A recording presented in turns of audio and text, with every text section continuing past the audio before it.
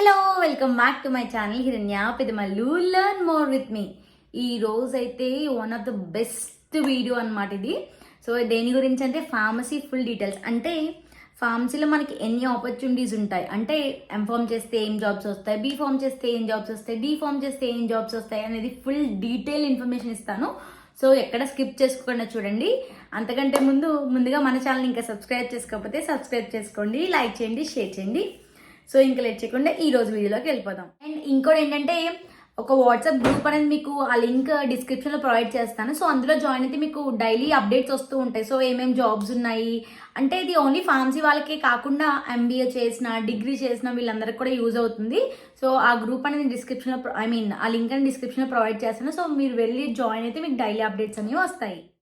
ఈరోజు ఇన్ఫర్మేషన్ అనేది మనకి జాబ్ ఆపర్చునిటీస్ అండ్ ఇంకా వర్క్ ఏరియాస్ ఎక్కడెక్కడ ఉంటాయి, ఫార్మసీ చేసిన వాళ్ళకి అనేది నేను చెప్తున్నాను అనమాట.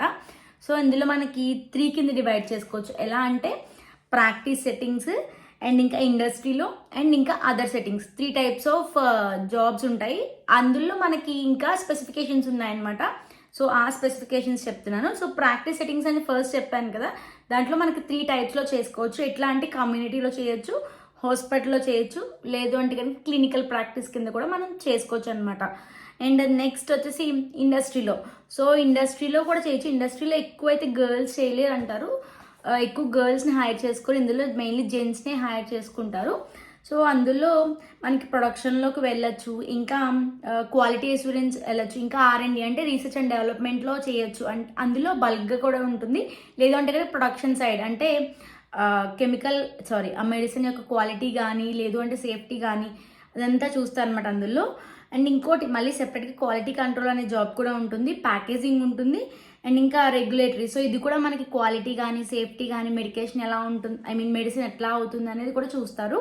And next sales and marketing. So sales అంటే ఏంటి, సేల్స్ అండ్ మార్కెట్ చేయడానికి అనమాట.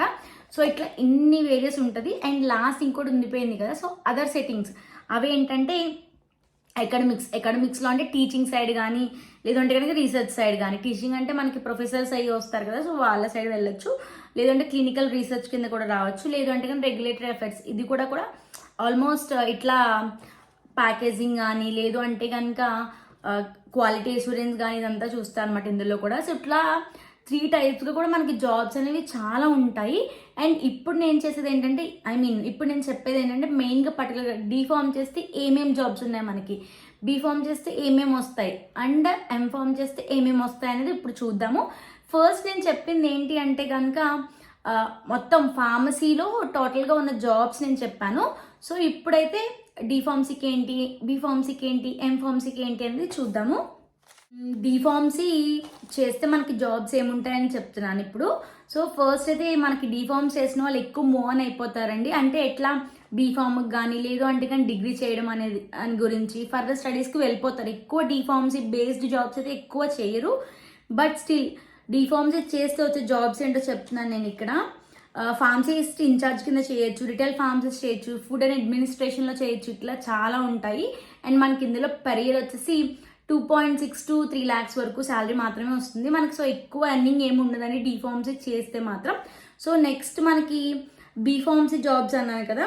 సో బీఫార్మసీ చేస్తే వచ్చే జాబ్స్ ఏంటంటే ఫార్మసిస్ట్ కింద కూడా చేస్తారు. అండ్ ఇంకా మెడికల్ రిప్రజెంటేటివ్ చేయొచ్చు, ఫార్మసిస్ట్ ఇన్ఛార్జ్ కింద చేయొచ్చు,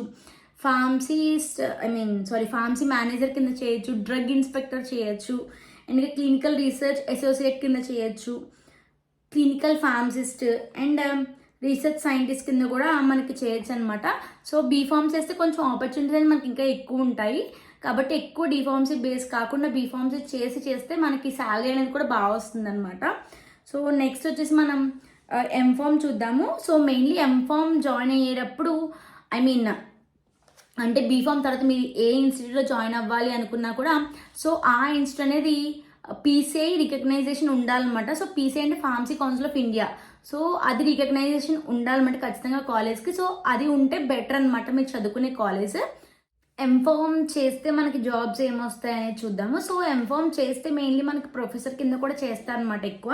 సో ఎంఫార్మ్ చేశాక మనకి ఫార్మకో విజిలెన్స్ ఆఫీసర్ కింద చేయొచ్చు. సో బీఫార్మ్ చేసినా కూడా ఇది ఉంటుంది మనకి, ఫార్మకో విజిలెన్స్ ఆఫీసర్ అవ్వచ్చు.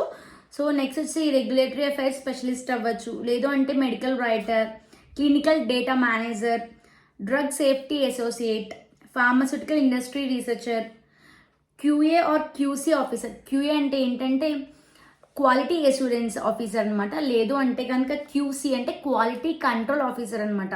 సో ఈ రెండు కూడా క్వాలిటీ అంటే దేని గురించి అంటే డ్రగ్ క్వాలిటీ కానీ డ్రగ్ అష్యూరెన్స్ కానీ మనం తెలుసుకోవడాన్ని డ్రగ్ ఆఫీసర్ అంటారు. సో వాళ్ళు చెక్ చేస్తారు అనమాట. సో మంచిగా క్వాలిటీ ఆ టాబ్లెట్ అనేది క్వాలిటీగా పెట్టారు లేదా, సో ఆ డ్రగ్ అనేది మంచిగా యూస్ చేస్తారు లేదా అని వాళ్ళు చూస్తారు.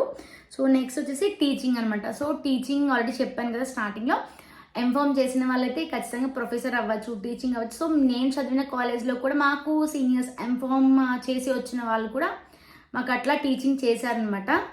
Is the video. సో నా వీడియోలో మీకు డీటెయిల్స్ దొరికేసినాయి అనుకుంటున్నాను.